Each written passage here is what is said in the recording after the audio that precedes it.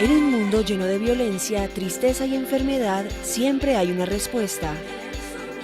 Clama a mí y yo te responderé, dice el Creador. El Tabernáculo de la Fe presenta un mensaje de esperanza.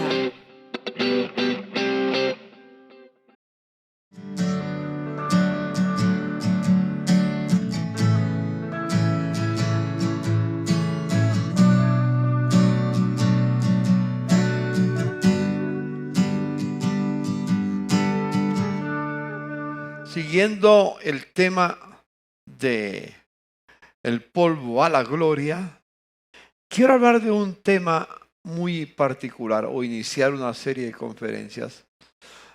Continuando con lo que hemos tenido, estábamos hablando de las Escrituras. Y hablamos de tres aspectos muy importantes de las Escrituras, que las Escrituras son inspiradas por Dios. Es decir, la inspiración verbal, como mencionamos. Las palabras que están en la Biblia en el original fueron elegidas por Dios y fueron casi, digamos, lo que hablé ahora 8 días, ahora sí 15 días, sopladas por Dios a los profetas y luego a los apóstoles. Y por eso tenemos, ya que es la palabra de Dios es infalible. Es decir, es un texto sin error, infalible. Es confiable como consecuencia. Y en tercer lugar, la palabra es inerrante. No tiene errores en el original. Puede que en la traducción haya habido errores pero cuando usted la lee y lee todo el contexto, puede entender realmente, y ahí está la palabra del Señor. De una manera el Espíritu Santo nos da el entendimiento para ello. Y aquí el primer tema que yo quiero hablar con ustedes, que es de toda la Biblia, es lo que hemos cantado. ¿Qué hemos cantado? Jesucristo es el Señor. Jesucristo es nuestra majestad. Y eso es lo que quiero explorar en esta mañana con ustedes. Lalis nos ha leído un pasaje clave, muy importante. Ese pasaje clave de Filipenses, capítulo 2, versos 5 al 11, es muy importante y vamos a dividirlo el pasaje en dos aspectos muy importantes y llegaremos a una conclusión. Quiero decirles que cuando nos preguntamos cuál fue el mensaje que predicó Jesús, el mensaje que predicó Jesús, que lo vemos en el Nuevo Testamento y que estaba anunciado en el Antiguo Testamento, fue el mensaje del Evangelio del Reino, del gobierno de Dios. Cuando Jesús, después de que fue bautizado, y la voz del Padre dijo: este es mi Hijo amado en que tengo complacencia, a él oíd, fue llevado por el Espíritu al desierto y ayunó 40 días. Después de 40 días tuvo hambre y Satanás vino para tentarle y lo venció con las Escrituras. Luego él descendió de ese lugar y fue a Galilea, cerca de Nazaret, y estando en Galilea les predicó el evangelio del reino de Dios. En algunas circunstancias, en algún aspecto, nos hemos alejado un poco, pero la idea o el principio que hemos tenido desde hace tiempo es volver a las Escrituras. La religiosidad a veces nos engaña creyendo estar caminando bien, pero la verdad es que hay algo que tenemos que corregir. Pero gracias a Dios tenemos la palabra inspirada, la palabra infalible y la palabra inerrante que nos conduce otra vez al camino que no hemos andado. El reino de Dios, interesante expresión. Y déjenme decirles 4 cosas. Un reino tiene un rey. En segundo lugar, tiene unos súbditos. En tercer lugar, tiene una ley que es la que gobierna todo, el articulado. Es como el telos, que en la Constitución el telos es el que determina cómo se interpreta el resto del articulado. Y esa ley son los 10 mandamientos. Bajo los 10 mandamientos se interpreta todo el articulado de la Escritura como en la Constitución. El telos que tenemos. Así que no solamente tiene un rey, tiene unos súbditos, tiene una ley, pero también tiene un territorio. Y ese territorio inicial es la iglesia. Pero que la iglesia está encomendada para extender ese reino por toda la tierra. Porque de Jehová es la tierra, su plenitud, el mundo y los que en él habitan. Tengamos en cuenta estos 4 principios. Y vamos a hablar del primero, es el rey. ¿Quién es el rey de ese reino? Jesucristo. Lo hemos expresado en la canción. Jesucristo es el Señor. Y después esa canción es inspirada por el Señor a Jorge Mitián, a nuestro amigo que está en Argentina. Y la otra majestad fue inspirada a Jack Hayford, otro amigo que vive en Estados Unidos, y una canción que llegó a su momento que fue muy, muy clásica. Muchos de ustedes todavía la reconocen, la recuerdan, y vamos a tratar de recobrar esas canciones que tienen que ver con el señorío de Cristo, que tiene que ver con nuestra majestad, que nos inspira a cantar al Cordero de Dios que murió por nosotros en la cruz del Calvario. Vamos a tratar de recobrarlas en lo posible. Jesús vino anunciando el reino de Dios a la tierra. Y al anunciar el reino de Dios, estableció una estrategia para anunciar el reino de Dios. Cada uno de nosotros como súbditos del reino, somos parte de esa estrategia que el Señor diseñó. Y esa estrategia es el discipulado. Una iglesia que no tiene discípulos no es iglesia. Puede ser un conglomerado de gente buena. Puede ser un club. Puede ser todo eso. Pero no es iglesia si no tiene discípulos. O mejor, si no es compuesta por discípulos. Los únicos que pertenecen a la iglesia del Señor, como el Señor quiere, como su instrumento aquí en la tierra, son los discípulos. Por eso Jesús empezó con 12. Uno, como he dicho siempre, uno se le torció. Y lo abandonó, pero escogió a 12.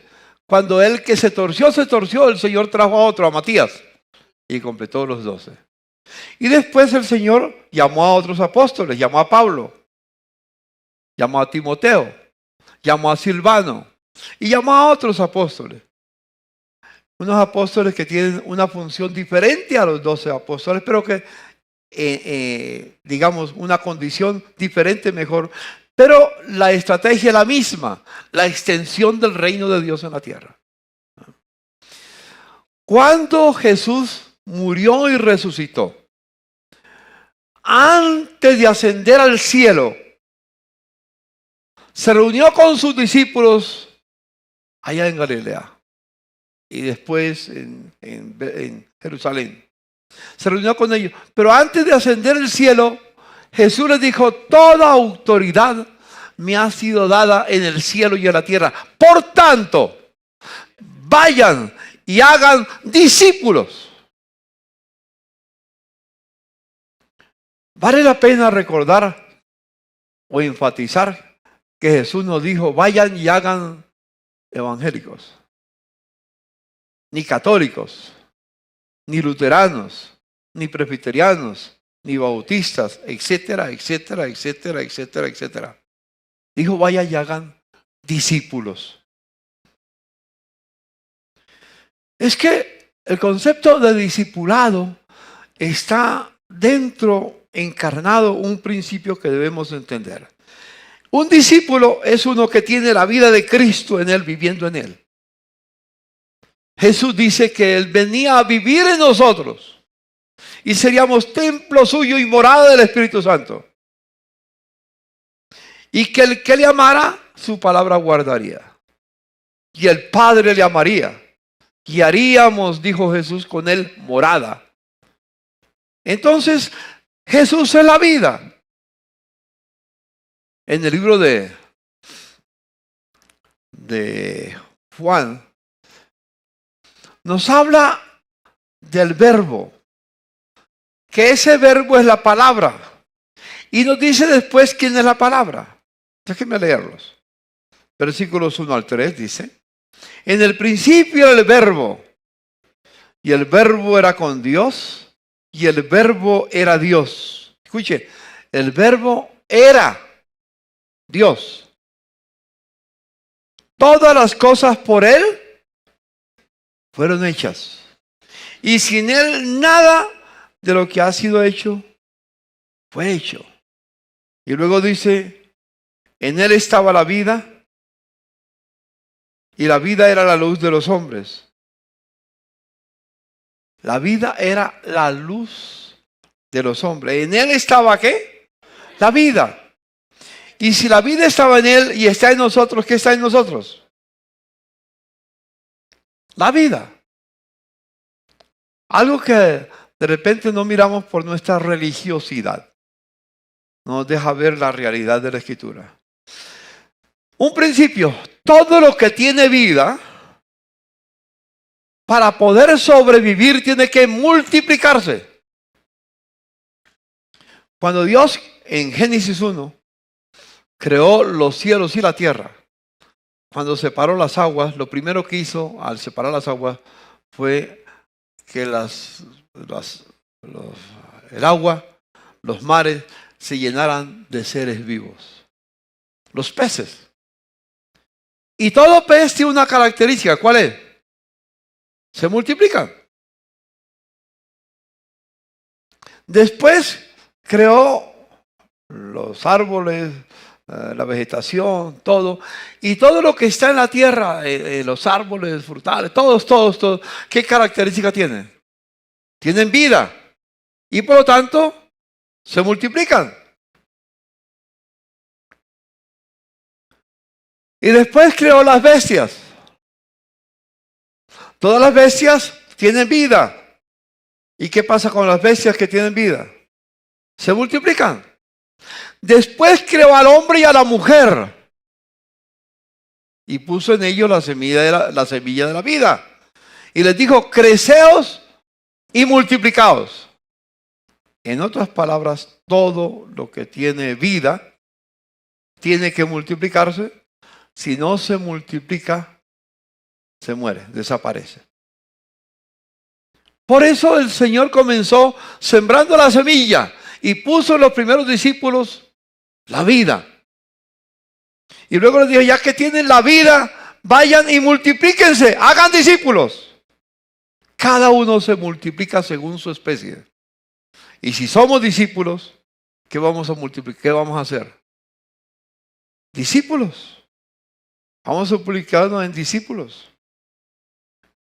Hermano, este concepto de discipulado es muy vasto, es muy amplio, es muy importante, es vital, es inevitable si somos hijos de Dios. Yo diría que una iglesia sin discípulos no es la iglesia de Jesucristo. Que Dios nos ayude. Y que estemos dispuestos a ser discípulos.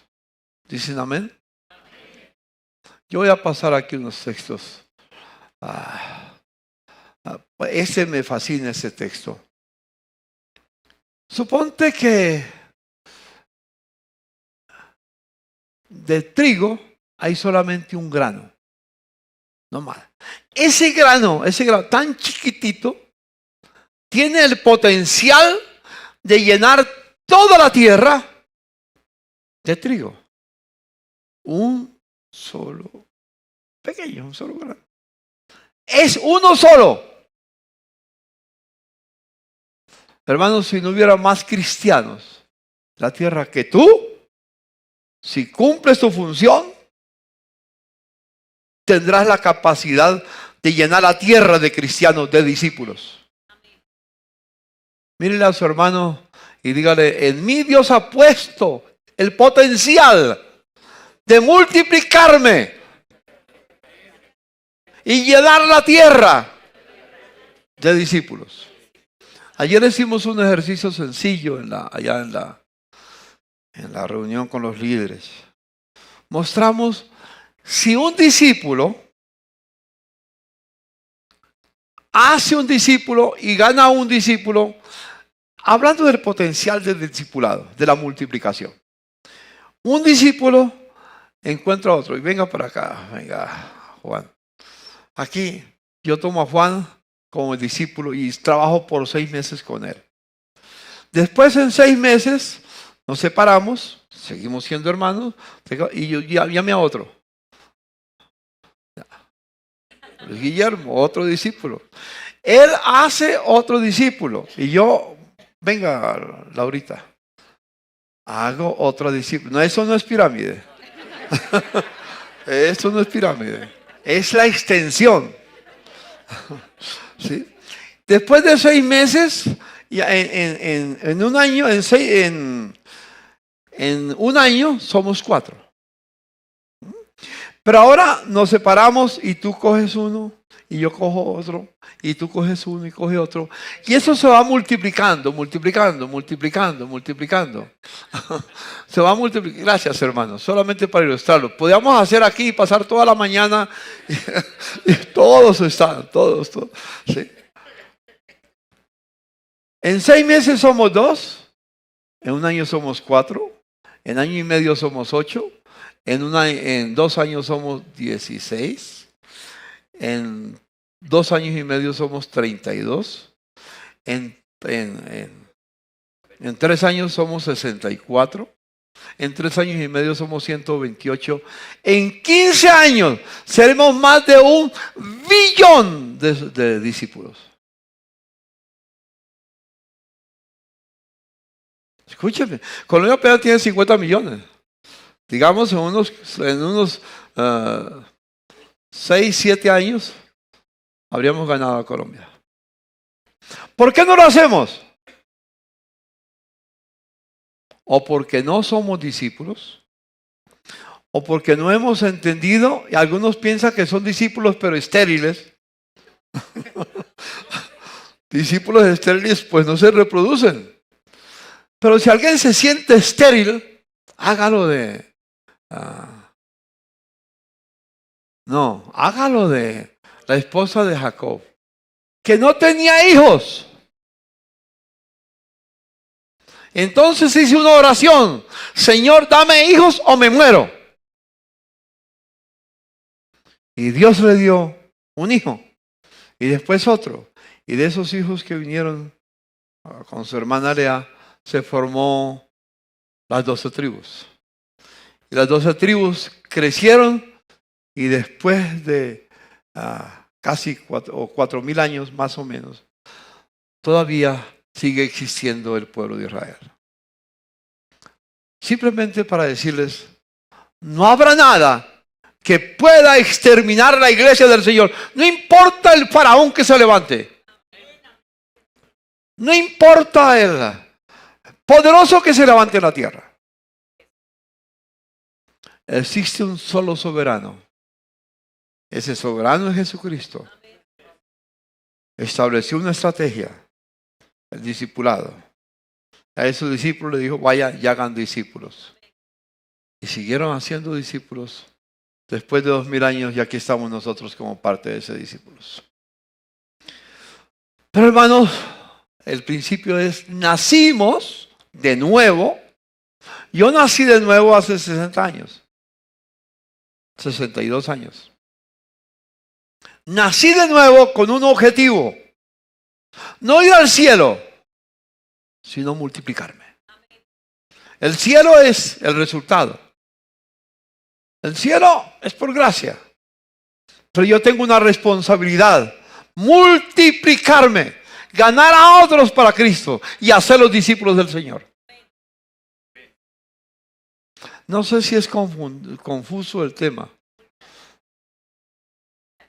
Ojalá que lo tengan en su mente, en su corazón. Si esta iglesia, esta comunidad se convierte en discípulos, en poco tiempo podemos llenar a Bogotá de discípulos del Señor. 8 millones no es mucho.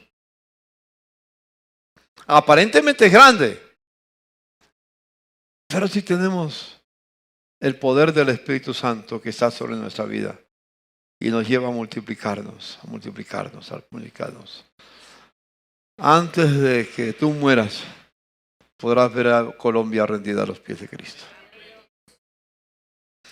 Hablo del potencial. Yo solamente quiero decirles, hay vida y potencial de esa vida en cada redimido por la sangre de Jesucristo cuando es discípulo. Nuestro deber, por no decir nuestra obligación, es multiplicarnos. Cuando hablamos de iniciar la obra en Tabio, en Cajicá, fue empezar con discipulado. Hay unas 25 familias allá, en esa área. 25 familias con las cuales tenemos contacto. Pero la idea con ellos es comenzar con discipulado. No es comenzar con un templo. Jesús nunca comenzó con un templo. Eso fue consecuencia después. Mucho después, y esa es otra historia. Jesús comenzó y le dijo a su iglesia: vaya y hagan discípulos. ¿Y dónde se reunían los discípulos? En las casas. En las casas.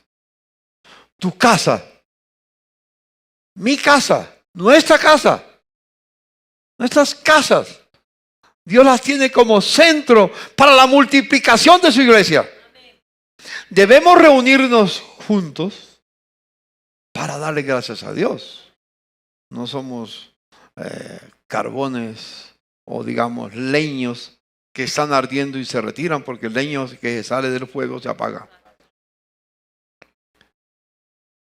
Yo pienso que podemos empezar en Cajicá. Esa ha sido la proyección, se lo decía a mi hermano Pablo, que va a ser la persona principal que estará bajo dando cobertura en nombre del tabernáculo de los ancianos, con un coordinador de visitas que va a ser Jonathan, que estará acompañándole. Pero nosotros estaremos detrás impulsando. Y en poco tiempo podemos ver Cajicá, Chía, Zipaquirá, Cota y toda esa parte llena de discípulos. Y no lo llamamos para hacer un espectáculo.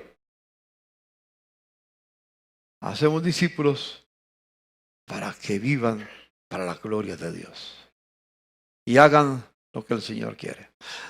Perdone la introducción tan larga, pero era necesario hacerlo. Vamos a explorar el texto que... aquí ese texto es muy interesante. Déjeme decirle que se me pasaba por alto. Jesús, alguna vez vinieron los griegos que querían ver a Jesús. Aquí dice, entre los que habían subido a adorar a la fiesta había algunos griegos. Estos se acercaron a Felipe, que era de Betsaida, de Galilea, y le pidieron: Señor, queremos ver a Jesús. Felipe fue y se lo dijo a Andrés, y ambos fueron a decírselo a Jesús. Y Jesús dijo: ha llegado la hora que el Hijo del Hombre sea glorificado. Ciertamente, y aquí toma un ejemplo que ya lo cité, pero que aquí Jesús está en las palabras de Jesús. Ciertamente les aseguro que si el grano de trigo no cae en tierra y muere, ¿qué dice? queda solo. Pero si muere, mucho fruto lleva. Esa parte es importante. Si muere, produce mucho fruto, mucho fruto, mucho fruto. Eso implica que cada discípulo, como el grano de trigo. Dígale a su hermano, yo soy un grano de trigo. Usemos la expresión, usemos la figura que Jesús utilizó. Yo soy un grano de trigo. Para que esa vida que hay en mí se multiplique, tengo que morir. Jesús dijo, el que no toma su cruz y sigue en pos de mí, no puede ser mi discípulo. Es decir, no podrá llevar vida. Y tomar la cruz significa estar dispuesto a morir a nosotros, a nuestros deseos, a nuestros placeres, a nuestros sueños, a nuestras ilusiones, a nuestras metas y todo, y vivir solo para el Señor y donde el Señor nos lleva. Ahí caminaremos con Él. Amén. El que se apega a su vida, la pierde. Pero en cambio el que aborrece su vida en ese mundo, la conserva para vida eterna. Yo pido al Señor que las palabras que no pueda explicar queden en su mente y el Espíritu Santo las expanda. Dígale al Señor, dígale al Espíritu Santo, una oración sencilla. Dígale al Espíritu Santo, las palabras que tú nos estás dando hoy, grábalas en nuestra mente.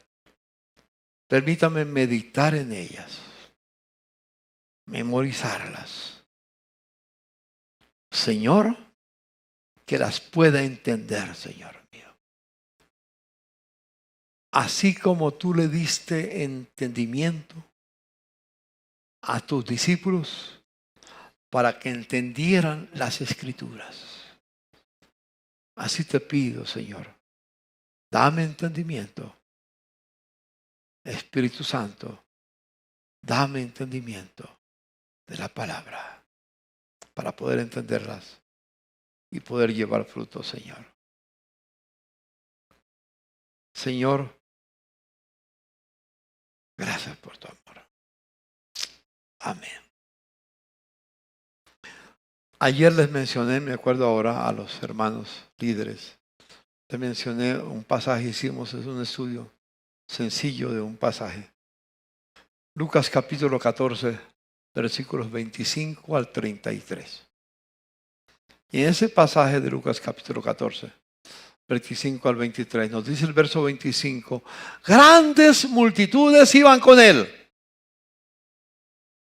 Y Jesús les dijo, el que no aborrece a su padre, a su madre, a sus hijos y aún su propia vida, no puede ser mi discípulo.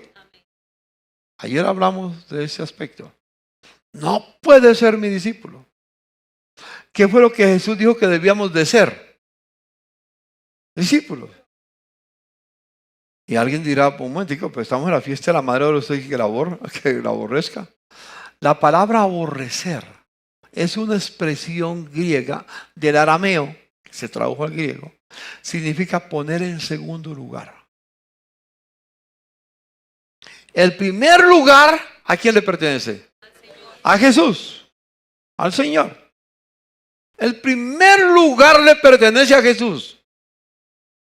El primer lugar no lo tienen los hijos, lo tiene Jesús. El primer lugar no tiene el padre ni la madre, lo tiene Jesús. El primer lugar no lo tiene la esposa o el esposo, lo tiene Jesús.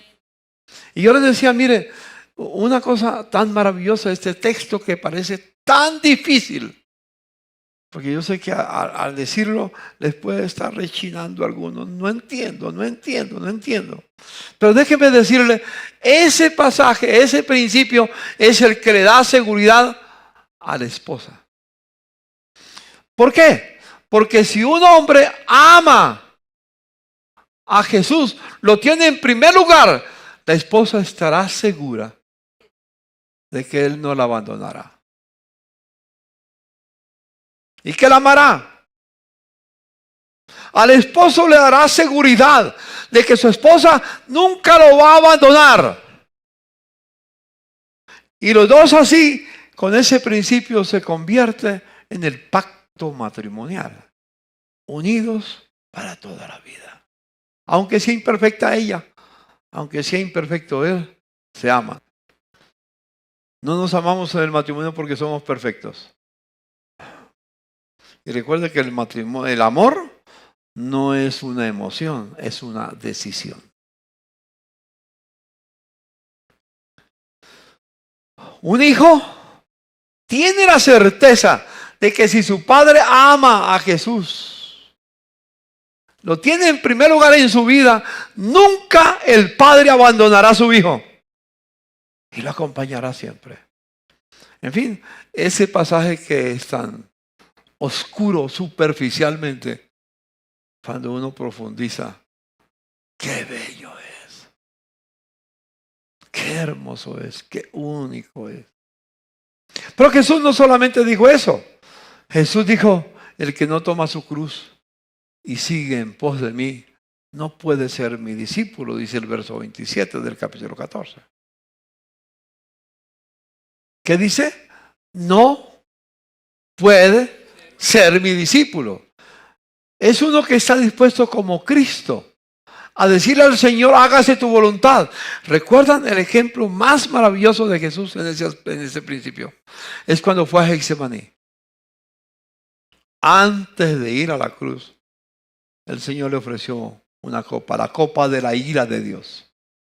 Él tenía que beberla, porque nosotros la merecíamos, pero Él la bebía en lugar nuestro. Esa copa de la ira de Dios, ¿por qué la ira de Dios?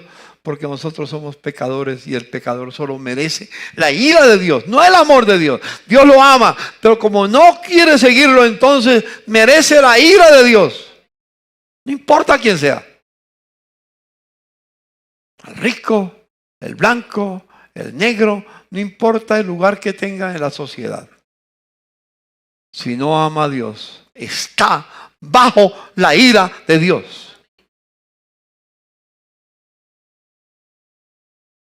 No sé cuántos sabían eso. Si no lo sabían, ¿por qué no han leído la Biblia? Y Jesús oró por 3 veces. A la tercera vez, le dijo a sus discípulos, levantad, vamos de aquí. El que me entrega está llegando. Estoy listo para ir a la cruz. Tomar la cruz es estar dispuesto a morir por hacer la voluntad de Dios. No importa quién sea. Yo oro por mi presidente Duque, no porque sea perfecto, ni porque pertenezca al centro democrático, ni porque pertenezca a una familia de alcurnia. Eso es secundario. La Biblia me dice, orad por vuestros magistrados, por los que están en eminencia, no importa quién sea. En nuestra cultura, muchos odian al presidente. Yo no estoy llamado a odiar al presidente. Si mañana el señor Petro es presidente de la República, yo tengo la responsabilidad de orar por él.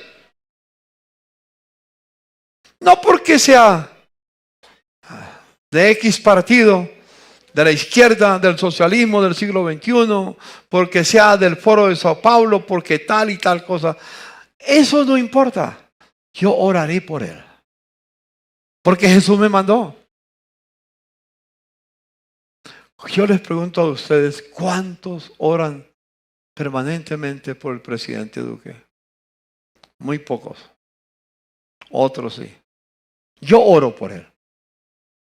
No porque es bueno o perfecto, sino porque el Señor lo manda. Y yo estoy para hacer la voluntad de Dios. Y si mañana cualquiera de los otros llega a ser presidente, si Fico llega a ser presidente, yo no apoyo a Fico porque es perfecto. Ha llegado el momento de votar por lo que yo considero el menos malo. No me vengan a decir que cualquiera de los 3 o los 4 o los 5 o los 6 que hay vienen divinamente ensamblados en el cielo para hacer la voluntad de Dios en la tierra. No, ninguno. No hay nadie. Pero cualquiera que fuera, yo oraré por él, porque como discípulo obedezco al Señor. Dígame internamente, aunque sea. La verdad, el camino del discipulado es maravilloso. Es maravilloso. Pero luego Jesús da 2 ejemplos. Les dice, ¿quién de vosotros queriendo construir una casa no se sienta primero y considera si tiene con qué acabarla? No sea que al estar construyendo se le acaba el recurso. Y entonces los demás comienzan a hacer burla de él diciendo, este comenzó a construir y no pudo acabar. O, de ilustración, ¿quién de vosotros, o cuando un rey, si tiene 10,000 hombres, va a pelear contra otro que tiene 20,000? Lo calcula y si no puede, ¿qué hace? Le pide condiciones de paz. Y luego termina con esta expresión. Así pues, cualquiera de vosotros que no renuncia a todo lo que posee, no puede ser mi discípulo.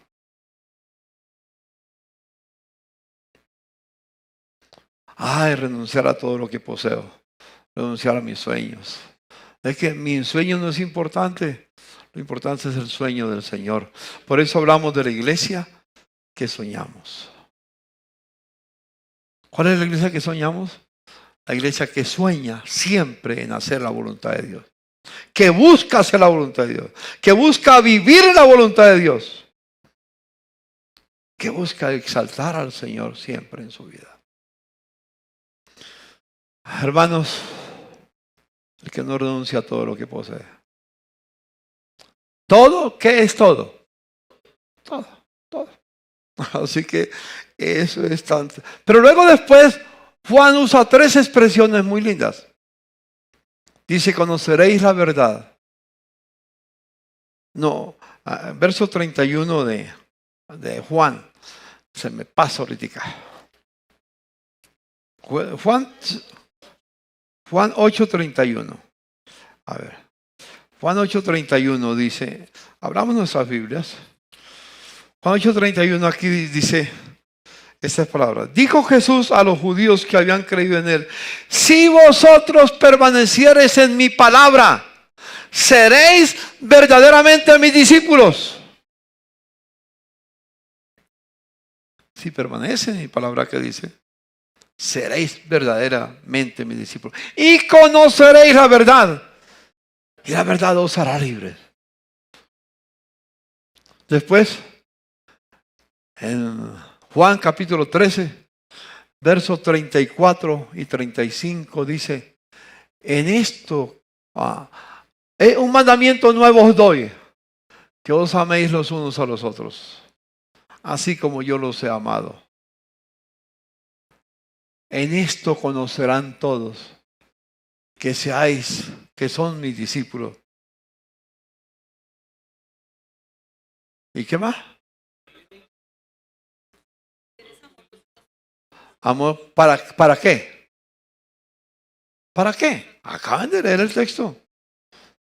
Tengan amor los unos para con los otros. ¿Para qué?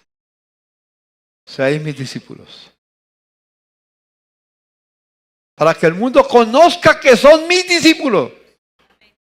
¿Cómo expresamos que somos discípulos? ¿Cuándo nos amamos? ¿Cuándo no guardamos rencor?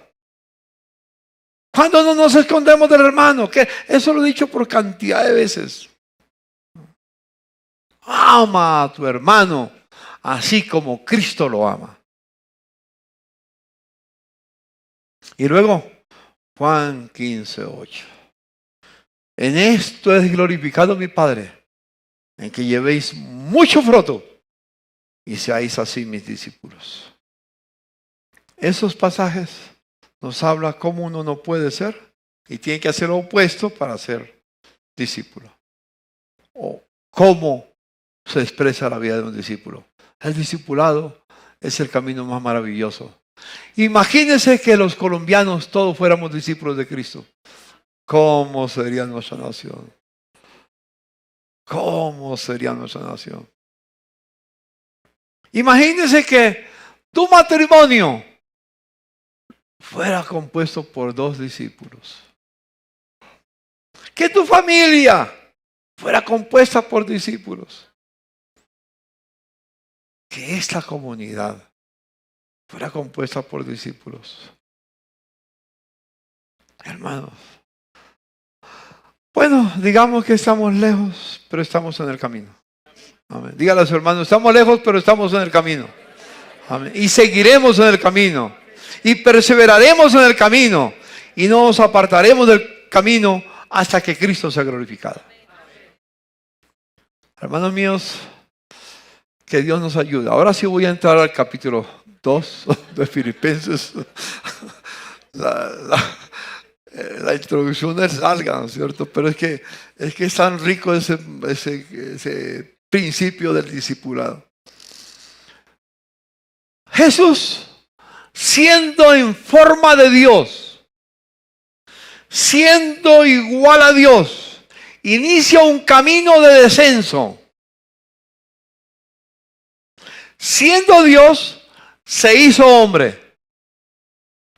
Siendo hombre, se hizo siervo, esclavo. Siendo siervo, se humilló hasta la muerte. Y siendo Dios, hombre, siervo, hasta la muerte, muerte de cruz. No cualquier muerte. La muerte de cruz en los tiempos de Jesús era la muerte más infame que pudiera existir. Era un don nadie, considerado en su tiempo el que moría en la cruz. ¡Qué descenso! Siendo Dios, imagínense, hasta esa condición. Bajó. Y aquí descubrimos que para subir hay que bajar. Dice el verso 9, por lo cual Dios lo exaltó hasta lo sumo. Al exaltarlo hasta lo sumo, le dio un nombre que es sobre todo nombre.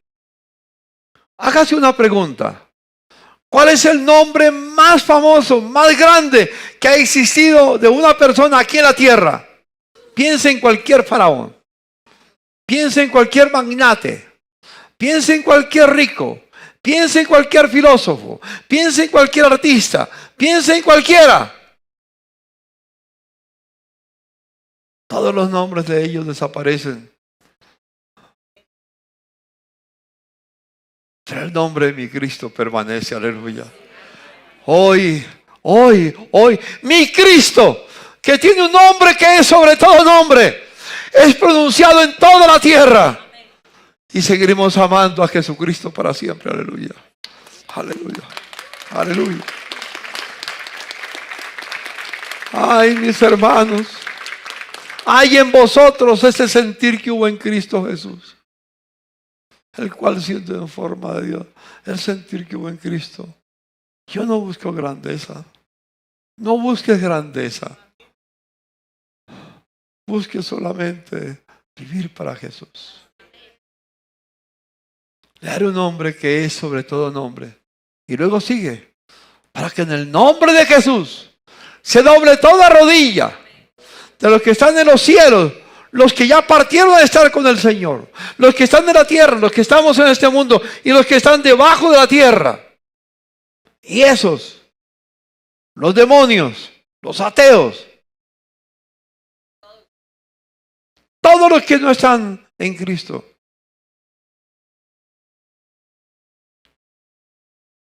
Y sigue subiendo. Dice sencillamente, y toda lengua proclame que Jesucristo es el Señor, Aleluya. Y toda lengua proclame que Jesucristo es el Señor. Es interesante que la palabra Señor es la palabra Kyrios en inglés. Kyrios tiene un significado muy especial. Era el nombre que se daba el César de la época. El César se hacía llamar el Señor, el Kyrios. Y él como Kyrios, o como Señor, que es la traducción, reclamaba todo dominio, toda soberanía. Nadie podía contradecirlo. A los cristianos les ofrecían la vida si renunciaban a Cristo y le ofrecían incienso a la imagen del César. ¿Por qué hacían eso? Sencillamente porque en el Imperio Romano hubo épocas en que era obligatorio cuando un ciudadano romano se encontraba con otro ciudadano romano. Cuando lo veía levantaba la mano y decía: César es el Cristo, César es el Kyrios. Y el otro le contestaba levantando la mano: César es el Kyrios. Todos reconocían al César como el Kyrios, como el soberano, como la máxima autoridad, como el dueño de todo. Pero aquí venía el problema. Un cristiano se encontraba con un ciudadano romano. El ciudadano romano le decía: César es el Kyrios. Y el cristiano le decía, el discípulo le decía: Jesús es el Kyrios. No podía haber dos Césares, dos Kyrios. Por eso decretaron muerte a los cristianos, porque no podían los cristianos tener otro César. Hermanos míos, la hora puede llegar. La hora puede llegar en que alguien proclamará que es el dueño, que es el Señor, que es el amo.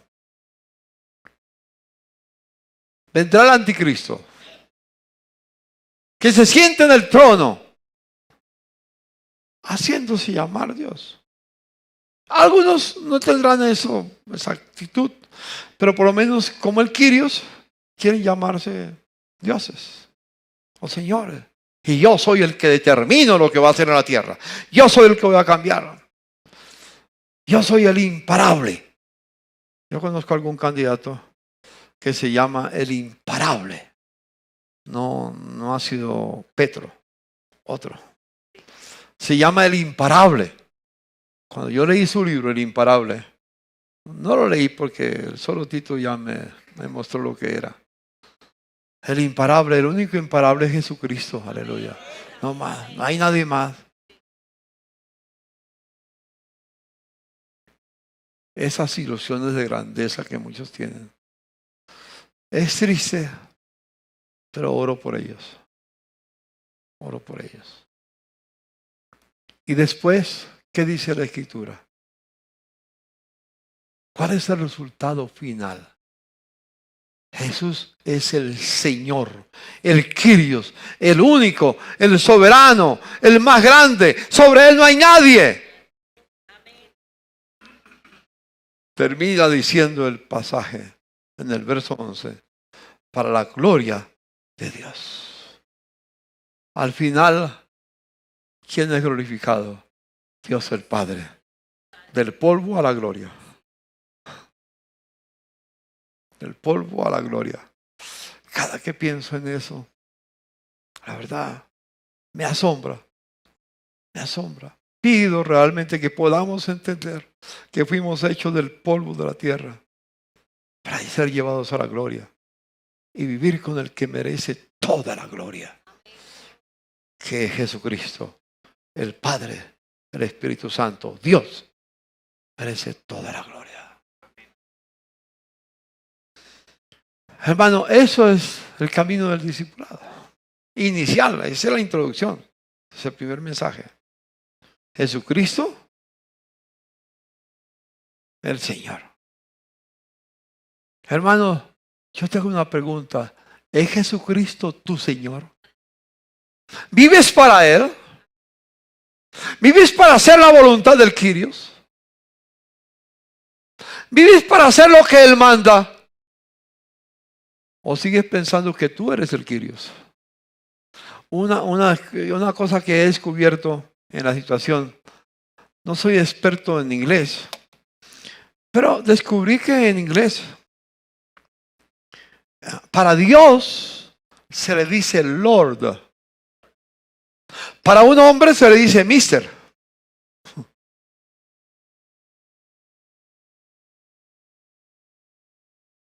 A Dios no se le dice Mister Dios.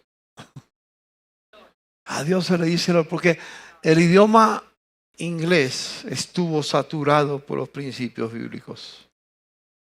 El idioma nuestro no. Estuvo saturado por los principios humanistas. Entonces al hombre, al Señor, piensa que Él es el Señor. Hoy en día, en español se le dice Señor a cualquiera, aunque sea un ladrón, aunque sea un pícaro, aunque sea un asesino. Es una palabra de Señor fulano de tal, Señor fulano de tal. Y siempre, recuerdo que cuando mi papá, nací en esa escuela, crecí en esa escuela. Cuando mi papá me llamaba, yo le decía, ¿qué quiere? ¿Cuál que aquí quiere? Señor, ¡pa! Los dientes al piso. Los dientes al piso. Sangre corría por la boca, por las narices. Porque tenía que respetarlo, porque Él era el Señor. ¿Cómo han cambiado los tiempos, no es cierto? ¿Cómo han cambiado los tiempos? Pero Dios está llevando a su iglesia al tiempo inicial. Tú eres mi Señor. En español no se puede decir Lord. Es un aspecto vulgar del español. Lo dañamos porque se mete en otra dirección. Pero por lo menos usemos la palabra Señor en el sentido real. Y digamos, Jesucristo es mi Señor. Es el Señor mío, es el Señor de la iglesia, es el Señor de Colombia, es el Señor del universo. De todo, amén. ¿Estaremos dispuestos a vivir esa verdad? Eso es lo que la Escritura nos dice. Eso es ser cristiano. Ser discípulo.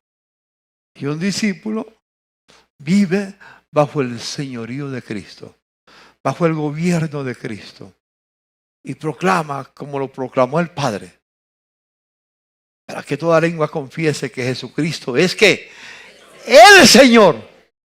Confiesa que Él es el Señor. El Señor dice, para que toda lengua confiese. Confiesa ahí donde está. Diga, Jesucristo es mi Señor y viviré para Él. Y dale un aplauso al Señor. A Él sea la gloria. Viviremos para Él.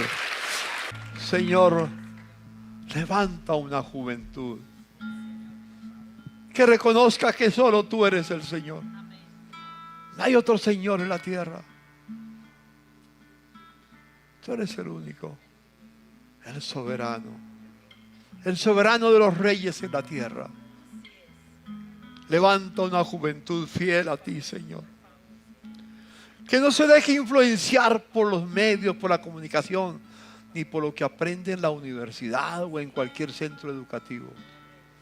Tu palabra, que es inspirada, que es infalible y que es inerrante, nos muestra que el único Señor eres tú, Señor. La historia lo cuenta, Señor. Hace 2000 años se partió la historia en antes de Cristo y después de Cristo. Señor, que vuelva a fluir ese después de Cristo. Cuando Cristo viene, todo cambia. Cuando Cristo vino a mi corazón, decía otro ignólogo, mi vida entera cambió. Mi vida entera, Señor. Levante a la juventud. con un solo principio: Jesucristo, el Señor. Y así son verdaderos discípulos. A ti sea la gloria. Amén.